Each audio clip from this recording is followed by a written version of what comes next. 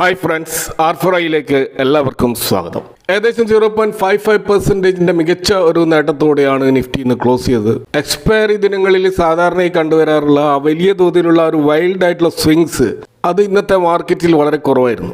ഇന്നത്തെ high create ചെയ്തത് 24,002 ആയിരുന്നു. ഇന്നത്തെ ലോ 23,858. അതായത് വെറും 114 പോയിന്റുകളുടെ ഒരു ചെറിയ റേഞ്ചിലാണ് ഇന്ന് എക്സ്പയറി ദിവസം നിഫ്റ്റി ട്രേഡ് ചെയ്തത്. അതുപോലെ തന്നെ ഇന്ത്യ വിക്സും വളരെ കംഫർട്ട് ലെവലിൽ വന്നതായിട്ട് കാണാം. ഇപ്പോൾ 13.3 എന്ന ലെവലിലാണ് നിൽക്കുന്നത്. ഇന്ന് ഏകദേശം 7% ഇന്ത്യ വിക്സ് താഴോട്ടേക്ക് വന്നിട്ടുണ്ട്. ഇപ്പോൾ ഇന്ത്യ വിക്സിലുള്ള ഈ രീതിയിലുള്ള കുറവ് സ്വാഭാവികമായി മാർക്കറ്റിൽ പെട്ടെന്നുള്ള വലിയ തകർച്ചക്കോ അല്ലെങ്കിൽ വലിയൊരു അപ്സൈഡ് മൂവിനോ ഉള്ള സാധ്യത കുറവാണെന്ന് മുൻകൂട്ടി സൂചിപ്പിക്കുന്ന ഒരു കാര്യമായിരുന്നു. അപ്പോൾ തീർച്ചയായിട്ടും ഇവിടെ എക്സ്പയറിയുടെ ട്രേഡേഴ്സ് വലിയ റിസ്ക് എടുക്കാൻ തയ്യാറായിരുന്നില്ല. അതാണ് ഇന്ത്യ വിക്സും സൂചിപ്പിക്കുന്നത്. അപ്പോൾ ചുരുക്കത്തിൽ ട്രേഡർമാരെ വലിയ രീതിയിൽ ബുദ്ധിമുട്ടിക്കാതെ താരതമ്യേന ശാന്തവും എന്നാൽ പോസിറ്റീവുമായിട്ടുള്ള ഒരു എക്സ്പയറി ദിവസമായിരുന്നു ഇന്ന്. ഇപ്പോൾ നമുക്കറിയാം US ഇറാൻ ആ ഒരു പ്രൈമറി ഡീല്, അതിനെക്കുറിച്ചുള്ള ചർച്ചകളെക്കുറിച്ചുള്ള പോസിറ്റീവായിട്ടുള്ള വാർത്തകളാണ് ഇപ്പോൾ വന്നുകൊണ്ടേയിരിക്കുന്നത്. അപ്പോൾ US മാർക്കറ്റിലൊക്കെ ഇന്നലെ നല്ല മൂവാണ് ഉണ്ടായത്. നാസ്ഡാക്കും S&P 500 ശക്തമായ മുന്നേറ്റം ഉണ്ടായി. അപ്പോൾ ഇതൊക്കെ ഇന്ത്യൻ മാർക്കറ്റിനെ സംബന്ധിച്ചിടത്തോളം വളരെ പോസിറ്റീവായിട്ടുള്ള ഒരു സ്റ്റാർട്ടിങ് കൊടുക്കാൻ കാരണമായിട്ടുണ്ട്. കൂടാതെ ബ്രന്റ് ക്രൂഡ് ഇപ്പോൾ ട്രേഡ് ചെയ്യുന്നത് 81 എന്നുള്ള റേഞ്ചിലാണ്. അപ്പോൾ അതുകൊണ്ട് തന്നെ ഇന്ത്യൻ റുപ്പിയും കുറച്ചുകൂടി സ്ട്രെങ്ത് നേടിയിട്ടുണ്ട്. ഇപ്പോൾ 94.3 എന്ന ലെവലാണ് അത് കാണുന്നത്. ഇതുകൂടാതെ ഇന്നലെ FIAs കുറേ ദിവസങ്ങൾക്ക് ശേഷം ഒരു ബൈങ് നടത്തിയതായിട്ട് കാണാം. 200 കോടിയുടെ ഒരു നേരിയ ഒരു നെറ്റ് ബൈങ് ആണെങ്കിലും അവർ കഴിഞ്ഞ 3-4 ട്രേഡിംഗ് സെഷനിൽ സെല്ലിങ്ങും കുറവായിരുന്നു. ഇപ്പോൾ അത് ആ സെൽ സൈഡിൽ നിന്നും നേരിയ തോതിലെങ്കിലും ഇപ്പോൾ ബൈ സൈഡിലേക്ക് മാറിയത് അതും നമ്മുടെ മാർക്കറ്റിൽ ഒരു പോസിറ്റീവ് സെന്റിമെന്റ്സ് ക്രിയേറ്റ് ചെയ്യാൻ കാരണമായിട്ടുണ്ട്. ഇന്നത്തെ സെക്ടറുകളുടെ ഒരു പ്രകടനം നോക്കിക്കഴിഞ്ഞാൽ IT, FMCG, realty, consumer durables സെക്ടറുകളാണ് ഇന്ന് മാർക്കറ്റിനെ മുന്നോട്ടേക്ക് നയിച്ചത്. അപ്പോൾ അവിടെ Tata consumer products, Nestle India, SCL tech, Reliance industries എന്നിവയൊക്കെ നല്ല നേട്ടമുണ്ടാക്കിയതായിട്ട് കാണാം. നഷ്ടം നേരിട്ടത് പ്രധാനമായിട്ടും മെറ്റൽ സെക്ടറിലായിരുന്നു. അപ്പോൾ നിഫ്റ്റി നിലവിൽ 23,800 എന്ന ലെവലിൽ ശക്തമായ സപ്പോർട്ട് ഇപ്പോൾ നിലനിർത്തുന്നുണ്ട്. 24,000 എന്നുള്ള ആ ഒരു സൈക്കോളജിക്കൽ റെസിസ്റ്റൻസ് അത് ശക്തമായിട്ട് മറികടക്കാൻ കഴിഞ്ഞാൽ തീർച്ചയായിട്ടും മാർക്കറ്റ് 24,300 ലെവലിലേക്ക് കുതിക്കാനുള്ള സാധ്യതയാണ് മാർക്കറ്റിലുള്ളത്. ഇന്ന് നിഫ്റ്റി 500 സ്റ്റോക്കുകളിൽ അപ്പർ സർക്യൂട്ടിലേക്ക് പോയ ഒരു സ്റ്റോക്ക് കാണാൻ പറ്റും.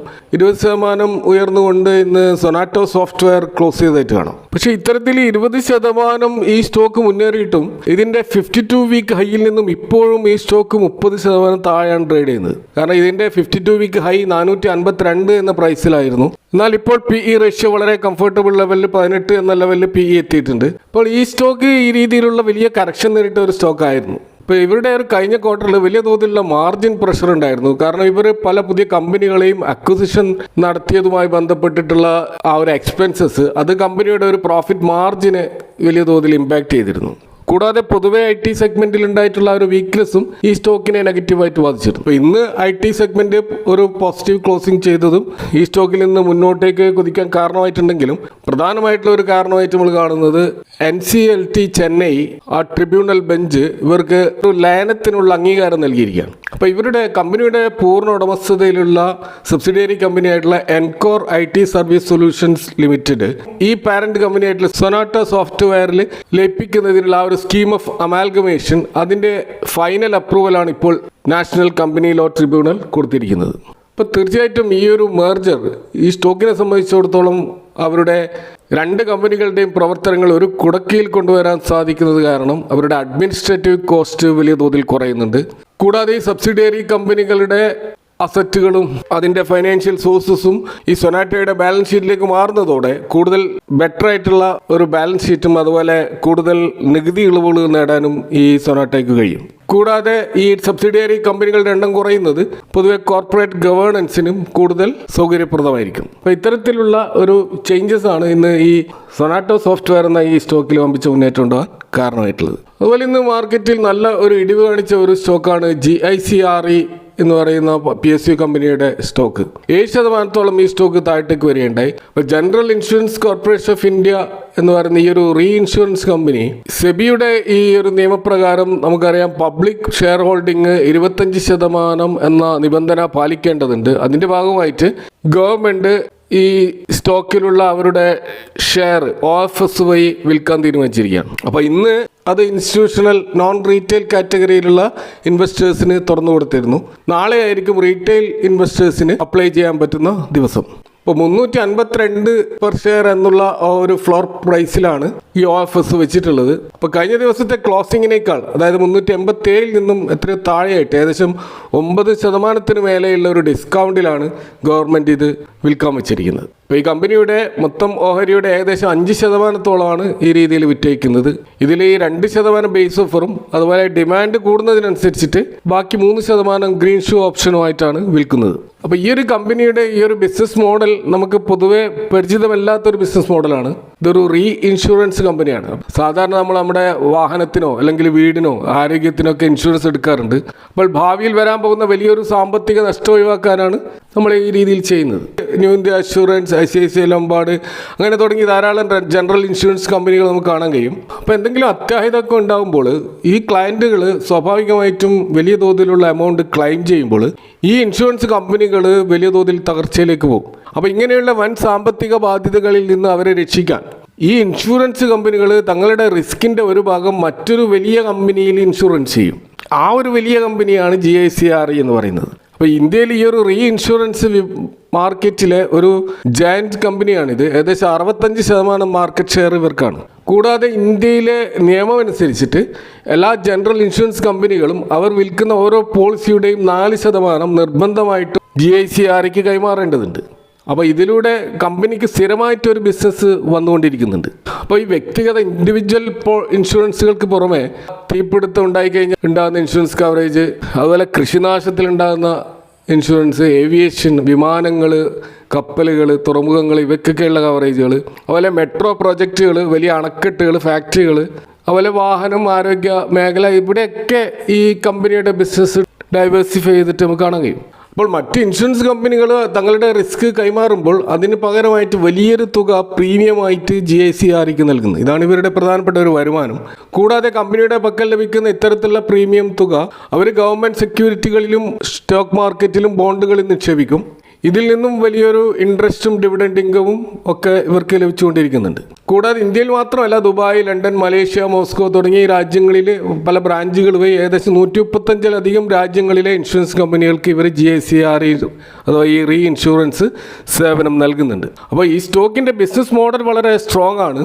കൂടാതെ ഇപ്പോൾ ഇത് മാർക്കറ്റ് റേറ്റിനേക്കാൾ കുറഞ്ഞ വിലയിൽ ഡിസ്കൗണ്ട് പ്രൈസിൽ ഇത് ലഭിക്കുന്നു എന്നുള്ളതും ഒരു അഡ്വാൻറ്റേജ് ആണ്. കൂടാതെ ഈ സ്റ്റോക്കിൻ്റെ PE റേഷ്യോ 6.6% എന്നുള്ള വളരെ ലോ PEയിലാണ് ഇത് ട്രേഡ് ചെയ്യുന്നത്. അപ്പോൾ വളരെയധികം അണ്ടർ വാല്യൂഡ് ആയിട്ടാണ് ഈ സ്റ്റോക്ക് നിൽക്കുന്നത്. കൂടാതെ നല്ല ഡിവിഡൻഡും ബിസിനസ് മൊണോപ്പൊളിയും ഉള്ള ഒരു സ്റ്റോക്ക് കൂടിയാണ്. എങ്കിൽ പോലും ഇവിടെ നമുക്കറിയാം ഒരു PSU സ്റ്റോക്ക് ആകുമ്പോൾ അവിടെ വലിയ തോതിലുള്ള ഗ്രോത്ത് നമ്മൾ കാണാറില്ല. അതുകൊണ്ടാണ് PE റേഷ്യോ ഇത്ര ലോ ആയിട്ട് നിൽക്കുന്നത്. കാരണം PSU സ്റ്റോക്കുകൾ അതിൻ്റെ ബിസിനസ് എക്സ്പാൻഷൻ മറ്റ് പ്രൈവറ്റ് കമ്പനികളിൽ നടക്കുന്നത് പോലെ നടക്കാറില്ല. കൂടുതലായിട്ടും എക്സസ് റവന്യൂ ഡിവിഡൻഡ് ഇൻകത്തിലേക്ക് ചെലവഴിക്കുകയാണ് ചെയ്യുന്നത്. അതുകൊണ്ടാണ് സ്റ്റോക്ക് പ്രൈസ് ഉയരാത്തത്. അപ്പോൾ അതുകൊണ്ട് തന്നെ ഈ സ്റ്റോക്കിൽ ഇൻവെസ്റ്റ് ചെയ്യുന്നവരെ സംബന്ധിച്ചിടത്തോളം വലിയൊരു മൾട്ടി ബാഗർ ഗ്രോത്ത് ഒന്നും പ്രതീക്ഷിക്കരുത്. പക്ഷേ ശക്തമായ ഒരു സ്റ്റെബിലിറ്റി നമുക്കിപ്പോൾ കോൾ ഇന്ത്യ, ബെൽ, ഗെയിൽ പോലെയുള്ള PSU സ്റ്റോക്കുകൾ പോലെ ഒരു സ്റ്റേബിൾ സ്റ്റോക്കായിട്ട് മാത്രമേ നമുക്കിതിനെ കാണാൻ കഴിയുള്ളൂ. ഇനി മറ്റൊരു സ്റ്റോക്ക് ബൈബാക്ക് പ്രഖ്യാപിച്ചുകൊണ്ട് മാർക്കറ്റിലേക്ക് ഇപ്പോൾ വന്നിട്ടുള്ളത് സയൻറ്റ് ടെക്നോളജി സൊല്യൂഷൻസ് കമ്പനിയാണ്. ഇപ്പോൾ 720 കോടിയുടെ ഒരു ബൈബാക്കാണ് ഇവർ പ്രഖ്യാപിച്ചിരിക്കുന്നത്.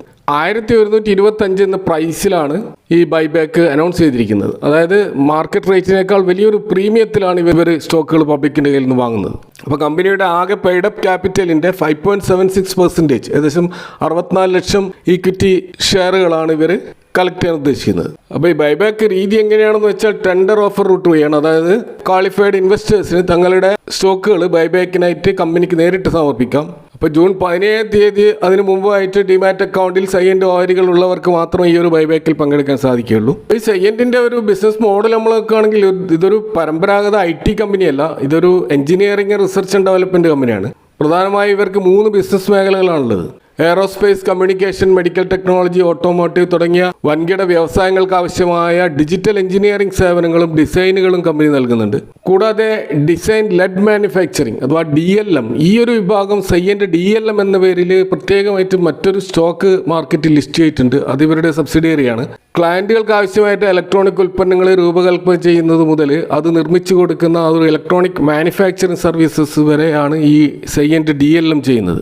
ഇതേപോലെ ആർട്ടിഫിഷ്യൽ ഇൻ്റലിജൻസ് അധിഷ്ഠിതമായിട്ടുള്ള കസ്റ്റം ചിപ്പുകളും പ്രൊപ്രൈറ്ററി ഉൽപ്പന്നങ്ങൾ നിർമ്മിക്കുന്നതിനായിട്ട് ഈ അടുത്ത കാലത്ത് കമ്പനി വലിയ പ്രാധാന്യം നൽകുന്നുമുണ്ട്. അപ്പോൾ ഗ്ലോബൽ ലെവലിൽ ഈ ഡിഫൻസ് മേഖലയിലും എയറോസ്പേസ് മേഖലയിലും വലിയ തോതിലുള്ള ഡെവലപ്മെൻറ്റ്സ് നടക്കുകയാണ്. അപ്പോൾ ഈ രംഗത്ത് സൈയൻറ്റിന് ലോങ് ടേം ആയിട്ടുള്ള ഓർഡർ ബുക്കുകൾ നമുക്ക് കാണാം.